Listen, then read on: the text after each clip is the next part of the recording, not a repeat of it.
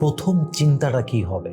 মানুষ যখন হাজার বছর কবরে শোয়ার পর থেকে তার যখন ঘুম ভাঙবে, তার রূহ যখন তাকে ফিরিয়ে দেওয়া হবে, সে যখন প্রথম জেগে উঠবে, তার চিন্তাটা কি হবে? সে ওই মুহূর্তে কি চিন্তা করবে? সে ওই মুহূর্তে কি ফিল করবে? ওই মুহূর্তে তার ভিতরে কোন অনুধাবনটা আসবে, কোন রিয়েলাইজেশনটা আসবে? এটাই আল্লাহ তাআলা এই ৫ নম্বর আয়াতে বলছেন, আলিমাত নাফসুম মা কদ্দামাত ওয়া আখারাত। ওই দিন আপনি বুঝতে পারবেন, ওই দিন আপনার ভেতরে অনুভূতি জাগবে, ওই দিন কবর থেকে উঠে প্রথম চিন্তাই হবে যে আমি আসলে কোনটাকে গুরুত্ব বেশি দিয়েছি, কোনটায় গুরুত্ব কম দিয়েছি। On that day you will realise what was most important and what was less important. কোনটা গুরুত্ব বেশি ছিল, কোনটা গুরুত্ব কম ছিল, কোনটা বেশি জরুরি ছিল, কোনটা কম জরুরি ছিল, সেই দিন মানুষ এই কথাটাই প্রথমে ভাববে।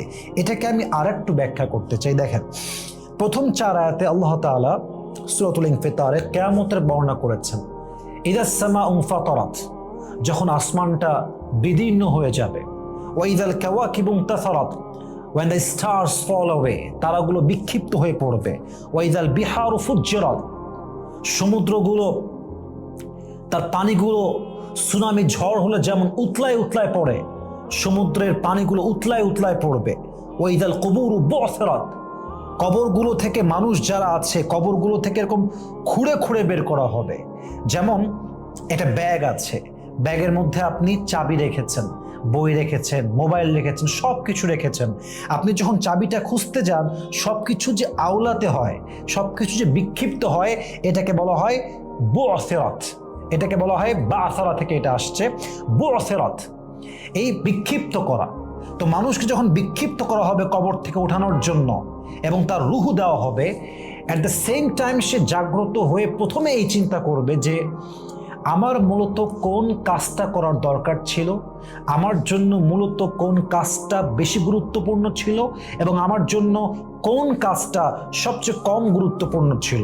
ফর এন এক্সাম্পল, দেখেন এখানে আল্লাহ তাআলা বলেছেন কদ্দামাত ওয়া আখারাত, দুইটা শব্দ, এক হচ্ছে তাকদিম আর এক হচ্ছে তাখির। আমি এক্সাম্পল দেওয়ার জন্য বলতেছি, আপনারা এখানে বসে বসে তাফসীর শুনছেন, আপনারা চাইলে বাহিরের দোকানে বসে বসে চা খেতে পারতেন কি পারতেন না?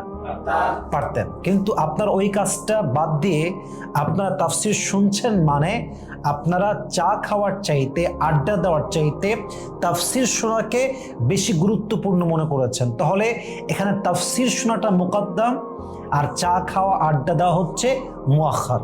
আবার বলছেন, আল্লাহ তাআলা বলছেন কিয়ামতের যখন ভাইব শুরু হয়ে যাবে, কিয়ামত যখন একদম ফাইনাল, এটা হচ্ছে 3rd রাউন্ড, যখন ফাইনাল ফু দেওয়া হবে, সবাই দাঁড়াবে, সবাই উঠবে, মানুষের প্রথম চিন্তা, মানুষ যখন দেখবে যে আকাশগুলো ভেঙে পড়ে আছে, পুরো পৃথিবী বিক্ষিপ্ত হয়ে আছে, পাহাড়গুলো চূর্ণ বিচূর্ণ হয়ে গেছে, মানুষগুলো সব দৌড়াচ্ছে, মানুষগুলো সব হতাশ, এই প্রথম যে মানুষের চোখ খোলার পরের মুহূর্তটা, প্রথম চিন্তায় মাথায় আসবে কোন জিনিসটা, কোনটা বেশি গুরুত্ব দিয়েছি, কোনটা কম গুরুত্ব দিয়েছি, কোনটা মুকদ্দম করেছি, কোনটা মুআখার করেছি। যেমন মনে করেন একজন মেয়ে যার জন্য পর্দাটা অনেক গুরুত্বপূর্ণ এবং তার জন্য পর্দাটা হচ্ছে ফরজের বিধান, অর্থাৎ পর্দা মেনটেন করা, হিজাব মেনটেন করা, নিকাব মেনটেন করা, it has been made obligatory, এটা ফরজ করা হয়েছে।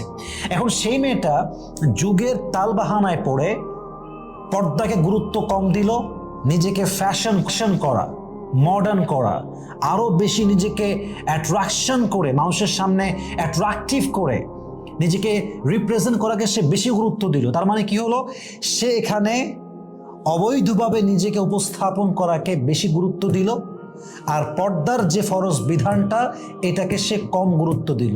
কিয়ামতের কঠিন দিন যখন সে তার প্রথম চোখ খুলবে, কবর থেকে প্রথমে তার চোখ খুলে উঠবে, তখন তার মাথায় আসবে, ইস, আমার উচিত ছিল পর্দা করা আগে আর হারাম ফ্যাশনকে বাদ দেওয়া। আমার জন্য সবচেয়ে তাকদিম বা মুকদ্দাম কিংবা গুরুত্বপূর্ণ ছিল পর্দা করা, আমার জন্য ফ্যাশনটা ইম্পর্টেন্ট ছিল না, আমার জন্য কি গুরুত্বপূর্ণ ছিল? পর্দা। এটা সেই দিন ফিল করবে যখন তার কবর থেকে সে প্রথমে চোখ খুলে উঠবে কিয়ামতের পূর্ব মুহূর্তে। একজন যুবক যার জন্য দাড়ি রাখা হচ্ছে একটা গুরুত্বপূর্ণ বিধান, দাড়ি এমন একটা সেন্সিটিভ আমল, দাড়ি যদি কেউ ক্লিন শেভ করে প্রত্যেকটা মুহূর্তে তার আমল নামায় 7টা করে কবিরাস গুনাহ লেখা হয়। বলার সময় নাউজুবিল্লাহ। কিন্তু আমরা যা দাড়ি ক্লিন শেভ করছি কেন? যুগের বাহানায় পড়ে, যুগের সঙ্গে তাল মিলাতে গিয়ে।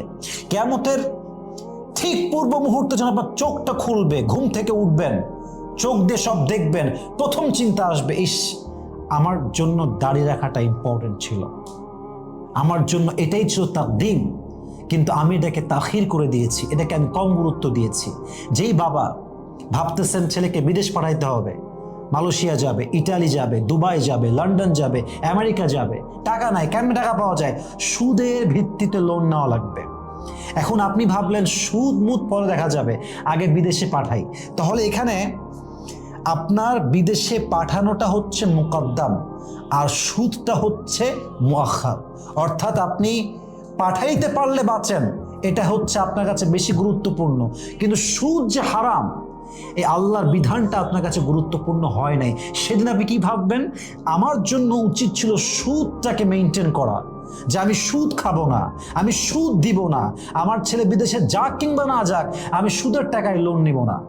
এটাই হচ্ছে মুকদ্দাম এবং মুআখার। প্রত্যেকটা মানুষ সেদিন ভাববে যে আমি কোন বিষয়টাকে আগে রেখেছিলাম, কোন বিষয়টা পরে রেখেছিলাম। আরো এক্সাম্পল দিচ্ছি। আজান হচ্ছে, নামাজের সময় হয়ে গিয়েছে, আপনি ভাবছেন আচ্ছা নামাজটা আমি পরেই পড়ব, আগে কাজটা করি। আপনি কাজ করতে করতে নামাজটাকে বাদই দিয়ে দিলেন।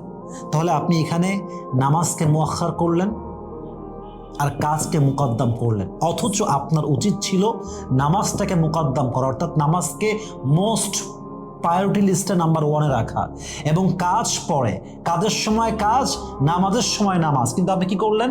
আপনি নামাজকে মুআখার করলেন আর কাজকে মুকদ্দাম করলেন। আল্লাহ এটাই বলছেন, আলিমাত নাফসুম মা কদ্দামাত ওয়া আখারাত।